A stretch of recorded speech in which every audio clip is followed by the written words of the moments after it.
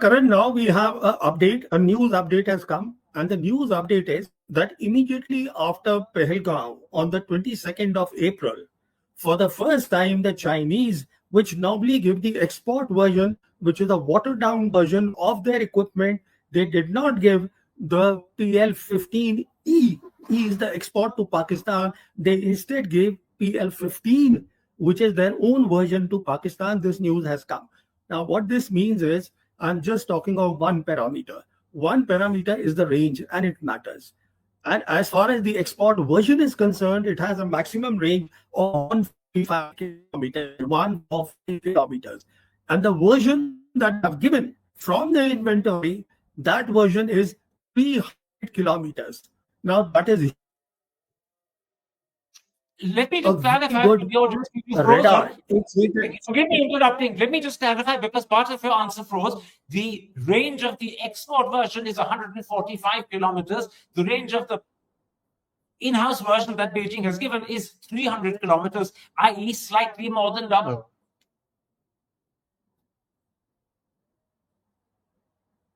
Yeah. So it is 300 kilometers. What that means is they have given their top of the line stuff to Pakistan. So we have to first think why they have done that. Now, the key part here is answering to your question is, as I said, the radar of J-10 is very powerful. It is a huge nose shape ISA radar, electronic radar. So as I was explaining earlier, radar is basically a capability where you can pinpoint, you can get all the details at a very long distance. If you have powerful radar, which means they have given them a powerful radar, they have given them a very powerful beyond visual range PL-15 missile, which means that a very long range without even the enemy, in this case the Indian Air Force, realizing also their missile, and they have good electronic warfare, as I said. So what happens is that the Indian side communications, and he won't even realize what's happening. So all these, I'm talking of the capabilities, all these capabilities you put down and you realize what many people are saying today is the truth. And what they are saying in the Western media is that this combination of J-10 and PL-15 is a deep seek moment. Some are calling it Sputnik moment. So this is a big thing. Now, the second area where you believe Pakistan will get help and enhance its capability is to do with planes.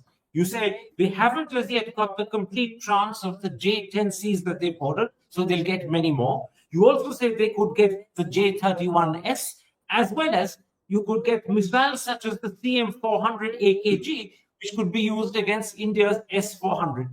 How powerful would all of this make Pakistan? See, now, once again, there is news that has come that J-35A is their top line aircraft, which is their fifth generation aircraft, which is far better than J-10, which is 4 or 4.5 generation aircraft. Now, the news has come that they are supposed to get it in their own inventory sometimes this summer, but instead they have decided, the Chinese have decided to first give the J-35A to the Pakistan Air Force.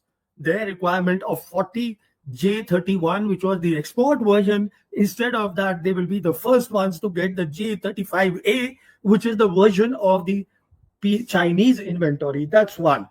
Then also there is news that the top line KJ-500, which is their airborne early warning and control system, which is basically to from the air, they are giving them that also. Now, you mentioned about the CM-400. They already have certain CM-400. In fact, the Pakistanis are claiming that we use the CM-400. Now, what is this?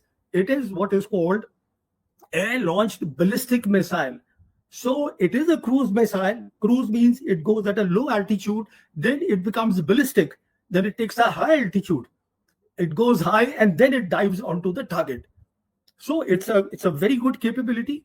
And this is the capability they claim we used it against S-400 of the Indian military. Now, not only that, I believe that they will also get certain electronic warfare jets, the aircraft which are only for electronic warfare. So here, Karan, is the key question.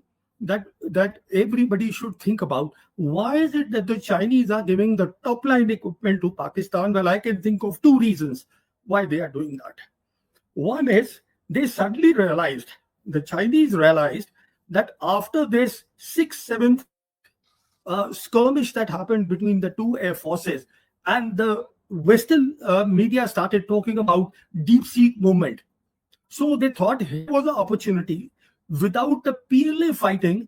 If they give their top line equipment to the Pakistan Air Force and they fight, and their equipment gets validated in operations, that means without fighting, they create a deterrence against the Western aircraft. I mean, what a clever thing. On top of that, they are giving the top line equipment. Why do? Because what will happen is, even if there is a stalemate, let's say hypothetically speaking, there is a hot war between India and Pakistan, and there's a stalemate. Now, Pakistan, which is supposedly the underdog, I mean, it is not, but this is the thinking. Supposedly underdog, if it is able to do a stalemate, then there will be huge implications, geopolitical implications in our region, in South Asia, in Asia, in the world, for India, and all that will be to China's advantage. So, see, the big advantages China is getting, which is why it is giving that top line equipment now to the Pakistan military. I mean, Swami, you repeatedly use the phrase giving their top line equipment. Are they giving it for free or are they selling it? Well, my assessment is they get far too much in return. They don't have to take money from Pakistan. Although certain reports are saying that, look, they will be charging them 50%. In my assessment, they don't have to do all that, because they're getting, as I said, two big things they get in return. What more do they want? Now, thirdly, you believe China will also give Pakistan access to its 470 satellites, including what's called the Yangon satellites, which would give, as you put it, complete visibility of the battle space to Pakistan, which is not available to the Indian side. As a result, Pakistan would have access to all conversations carried out by Indian Air Force pilots. If that is actually the case, would that not be an enormous assistance to Pakistan? It's a very huge thing. And why it is huge is that, first of all, because of these satellites, the number of satellites, they are ISR satellites. That means they give, first of all, total visibility to the Pakistan side of the entire battle space, which is not available to the Indian side. They help the Pakistan in the targeting of their missiles. Satellites that we are talking about, these satellites are basically for ISR. ISR, in very simple term, means that Pakistan will have total visibility round the clock of the battle space, something that the Indian side will not have. Number two, their missiles, because they will have access to the military resolutions of the Chinese satellites, they will be far more accurate. And coming to the Yangon satellites, they are very specific satellites which have a use in electronic warfare. I keep talking of electronic warfare because this is central to warfare. What this means is, if you can end the communications of the enemy is completely in the dark. This is the importance of electronic warfare. So what they do is, the core competency or the core thing that electronic warfare does is called ELINT, electronic intelligence. This is the core competency. And what that means is that it picks up the signals of the enemy radars, of its electronic systems, of anything that is electronics. It picks up the signal, and those signals are transferred. Now, the signals can be transferred to the ground stations through these satellites, Yangon, where they can all be consolidated so that their ground station, which is to eventually take the action, know exactly what sort of radar, what frequency, what technicalities, what parameters, or what exactly the Indian side has. It's a huge advantage. Okay. Now, one area where the Indians believe Pakistan is vulnerable and they had a huge advantage 10 days ago is in terms of Pakistan's air defenses. As a result, we were able to strike Air Force bases at Chaklala, Rahim Yar Khan, Sargoda, Jacobabad, and Bolari. But you believe that if a resumption of conflict happens in a year's time, the Chinese would give Pakistan access to the HQ-19 missile system, which is the one China operates vis-a-vis Taiwan. If that were to be given, the HQ-19, how much more secure would that make Pakistan? We're losing you. See, I am not Please contradicting begin. the Indian claim. Begin your answer Can you again, hear please. me? Yes, I can. Please begin. See, yeah, I am not contradicting the Indian claim. What I want to say is that this whole operation, which was run by General Asim Munir, it was called Operation Bunyane Marsus, which basically meant that what they are looking at is building a impenetrable wall. That is what they want to build. Now, your viewers should know that the Pakistan Air Force in 1975 itself, they built a very good air defense command. They had a command, something the Indian side still does not have. And why they built an air defense command is because of the elongated geography. Now, what has happened is that missiles have also come into the game, drones have also come into the game. So they have to review and do something better now. So to do that better is why they are now looking at this impenetrable wall.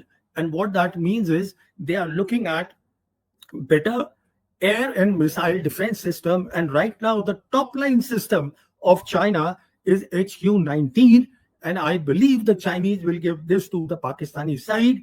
And then to make this wall, the next thing is the guided rocket systems. Again, the Chinese have certain state of the art, which is their PHL series. They will likely give to Pakistan. You see, the whole idea here is what I am talking. I am giving advantage to the enemy. Why? Because when you do a war appreciation, you don't think that the enemy is weak. You give a certain advantage to the enemy so that you are better prepared. And in any case, there is evidence to support that the Chinese are indeed giving that top line equipment to Pakistan. Next, what they would give is top line radars which have long ranges. They will give those. Then they will give the radars which go right deep till down. The wall is totally complete, which looks after the drones, which looks after these loitering munition which are at the lower altitudes. They will do that also. In fact, I would go to the extent of saying that their mobile air defense system called FK-40, which is basically it's about microwave weapons. Now, microwave weapons do a sweep, and in that sweep, at the lower end, they can kill the electronics of all the drones of the loitering munition. So the point to make here is, what are they doing? At the end of the day, they are trying to pick up a leaf from the Chinese. Chinese have this major system, an impenetrable wall against Taiwan. They have built, which is what they call their counter intervention strategy, which is what the Americans call A2AD strategy. So A2AD now, which is anti-access area denial strategy. Now, the point is that in the case of India and Pakistan, what will be missing in this, as far as the Pakistan Air Force is concerned, is the long-range missiles. They will not be there because they are dual use. So they will not bring it in this. Otherwise, they are planning in 12 months' time to build this whole big system, which will stop any advantages that the Indian side may have had in these 3 days of campaign. Very quickly, tell me, you referred in that answer to microwave weapons. What are they and how lethal are they? But give me a quick answer. Yeah, it's very quick. Basically, it takes the war to another level. These are electromagnetic pulses. What this means is that they don't impact. They basically, if they have big power, and the Chinese have their microwave weapons have a power of 1 gigawatts pulses, and 1 gigawatt watt is 1 billion watts.